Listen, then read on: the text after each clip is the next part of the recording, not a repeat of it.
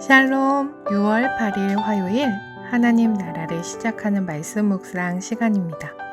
오늘 말씀을 읽어주실 다음 세대 가정은 젊은일 누리의 이상기 방윤정 집사님과 사랑스러운 두 딸 꼬마 누리 이하연, 이하은 친구 가정입니다.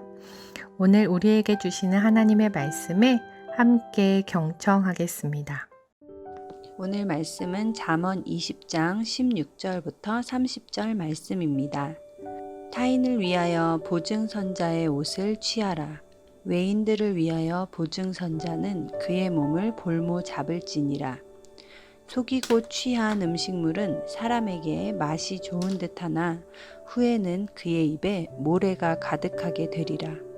경영은 의논함으로 성취하나니 지략을 베풀고 전쟁할지니라. 두루다니며 한담하는 자는 남의 비밀을 누설하나니 입술을 벌린 자를 사귀지 말지니라. 자기의 아비나 어미를 저주하는 자는 그의 등불이 흑암 중에 꺼짐을 당하리라. 처음에 속히 잡은 산업은 마침내 복이 되지 아니하느니라. 너는 악을 갚겠다 말하지 말고 여호와를 기다리라. 그가 너를 구원하시리라. 한결같지 않은 저울추는 여호와께서 미워하시는 것이요 속이는 저울은 좋지 못한 것이니라. 사람의 걸음은 여호와로 말미암나니 사람이 어찌 자기의 길을 알 수 있으랴. 함부로 이 물건은 거룩하다 하여 서원하고 그 의에 살피면 그것이 그 사람에게 덫이 되느니라. 지혜로운 왕은 악인들을 키질하며 타작하는 바퀴를 그들에게 굴리느니라. 사람의 영혼은 여호와의 등불이라. 사람의 깊은 속을 살피느니라. 왕은 인자와 진리로 스스로 보호하고 그의 왕위도 인자함으로 말미암아 견고하니라. 젊은 자의 영화는 그의 힘이요 늙은 자의 아름다움은 백발이니라. 상하게 때리는 것이 악을 없이 하나니 매는 사람 속에 깊이 들어가느니라. 아멘. 하연이와 하은이를 위한 기도 제목을 알려드립니다. 하나님을 사랑하고 그 사랑으로 이웃을 섬기며 사랑할 수 있는 사랑이 많은 아이들로 성장하길 소망합니다. 세상의 가치로 남과 비교하는 삶을 사는 것이 아니라 그대로의 자신을 사랑하는 자존감이 높고 몸과 마음이 건강한 아이들로 성장하고 살아가길 소망합니다. 자신의 재능과 적성에 따라 하나님께서 주신 소명을 발견하고 하나님의 소명과 가치를 추구하는 지혜로운 아이들로 성장하길 소망합니다. 우리 사랑스러운 하연이와 하은이를 위해 함께 기도하겠습니다.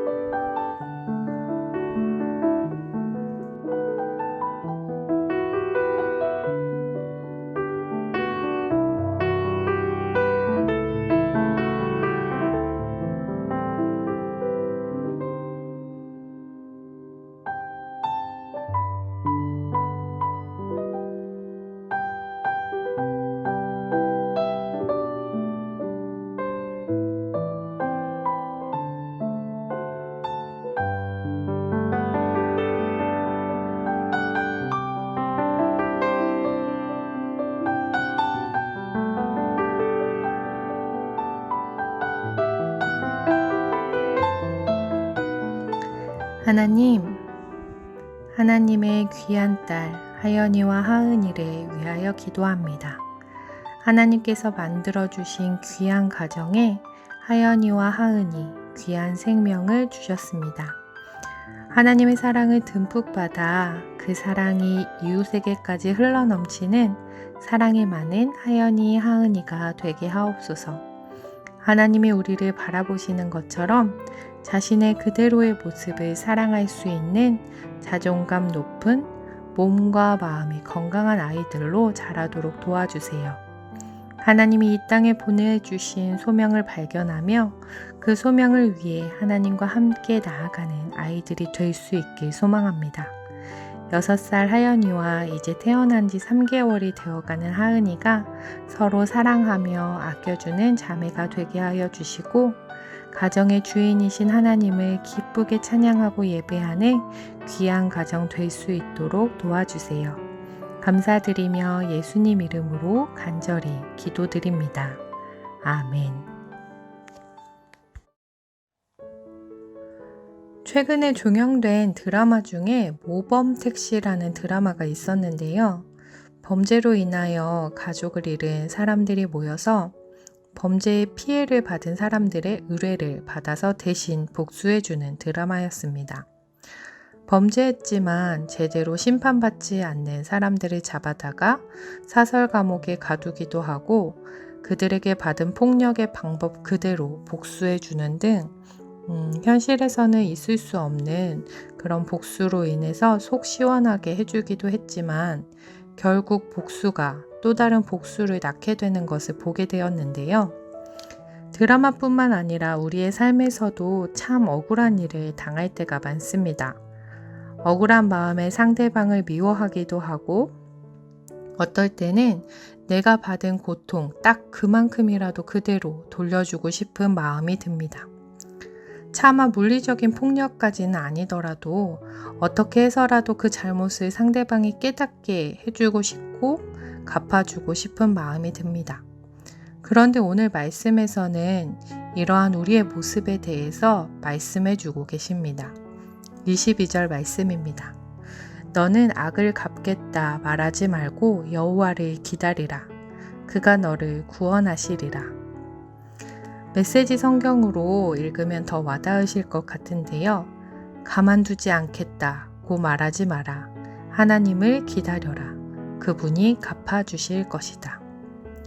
내가 받은 만큼 갚아주고 싶을지라도 그렇게 하기보다 정의와 공의의 하나님께서 나 대신 갚아주실 것이라는 것을 믿으라고 말씀해 주고 계십니다. 오늘 본문에 등장하는 다른 문제들도 이 맥락에서 함께 생각해 볼 수 있는데요. 다른 사람을 속여 부당한 방법으로 취한 음식은 지금 당장은 달지만 자갈로 바뀌게 될 것이라고 말씀해 주고 계십니다. 속이는 저울과 조작된 저울은 당장은 이득을 얻는 것 같아도 하나님이 기뻐하지 않으시는 일이며 심판받게 될 것이라는 것입니다. 남에 대해 비난하는 말, 부모를 저주하는 자식 등 하나님이 우리의 주인이시며 심판자이심을 알면 우리가 할 수 없는 행동들입니다. 왜냐하면 하나님은 악을 심판하시는 분이시기 때문입니다. 26절과 27절 말씀을 읽어보겠습니다. 지혜로운 왕은 악인들을 키질하며 타작하는 바퀴를 그들 위에 굴리시느니라. 사람의 영혼은 여호와의 등불이라. 사람의 깊은 속을 살피시느니라. 하나님은 행동뿐만 아니라 우리의 깊은 속, 우리의 마음까지도 등불로 훤히 비추는 것처럼 알고 계신 분이시며 악을 그대로 두고 보지 않으시고 심판하시는 분이시라는 믿음이 있을 때 우리는 우리가 할 수 있는 복수가 아니라 하나님의 때를, 하나님의 갚아주심을 기다리는 선택을 할 수 있을 것입니다. 그분의 엄중한 심판 앞에서 우리는 그분의 정의와 의로우심을 믿고 기다리는 것이 우리의 가정, 우리의 일터, 우리의 일상생활 가운데에서 하나님이 주인이심을 인정하고 믿고 기다릴 때 하나님은 우리 대신 일하고 계시고 하나님은 우리 대신 갚아줄 것을 믿고 살아가는 것이 우리가 가져야 할 지혜일 것입니다. 하나님을 신뢰함으로, 하나님을 경외함으로 우리의 일상에서 그분을 기준으로 살아갈 수 있는 지혜 있는 우신 공동체가 되면 좋겠습니다. 기도하겠습니다. 하나님이 우리의 주인이십니다.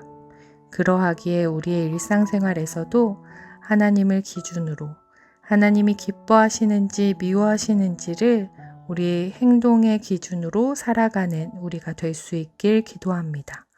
지혜로운 자들로 오늘 우리의 자리를 살아가는 높은 뜻 우신교회 성도들 되게 하여 주옵소서. 감사드리며 예수님 이름으로 간절히 기도드립니다. 아멘.